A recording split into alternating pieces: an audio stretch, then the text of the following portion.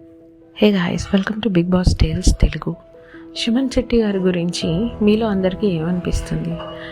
నాకైతే ఆయన నామినేషన్స్లో చెప్పినట్టు ఇప్పుడే కదండి వచ్చాము, అప్పుడే ఎలా కలిసిపోతాము, నాకు కొంత టైం పడుతుంది, లేదు అంటే ఇప్పుడే కదండి వచ్చాము మెల్లమెల్లగా మాట్లాడతాము అని ఆయన చెప్పిన రీజన్ కరెక్టేనేమో అనిపిస్తుంది.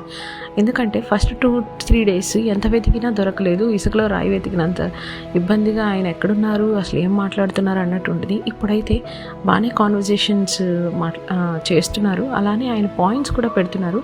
But I feel he's a very good observer. ఏదైనా బాగా అబ్జర్వ్ చేస్తారు, అబ్జర్వ్ చేసి ఆయన కన్ఫర్మ్ అనుకుంటే కానీ ఆయన ఒపీనియన్ బయట పెట్టట్లేదు. అట్ ద సేమ్ టైం మంచి లిజనర్ కూడా.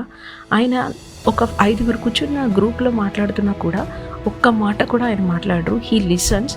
ఎవరు ఎలా మాట్లాడుతున్నారు, ఏ సిచ్యువేషన్కి ఎవరు ఎలా రియాక్ట్ అవుతున్నారు, ఎవరు ఎలా ఫ్లిప్ అవుతున్నారు అనేది ఆయన గమనిస్తున్నారు.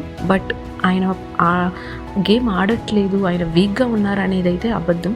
He is playing, but it's his own స్టైల్లో ప్లే చేస్తున్నారు. అది కొంచెం మనకు అర్థం అవడానికి టైం పడుతుంది. నిన్న అక్కడున్న అందరూ మాట్లాడుకుంటున్నారు, మనీష్ గారు కానీ, మాస్క్ మ్యాన్ గారు కానీ, ప్రియా కానీ, ఇలా చాలామంది మాట్లాడుకుంటున్నారు. అక్కడ రీతు కూడా ఉంది.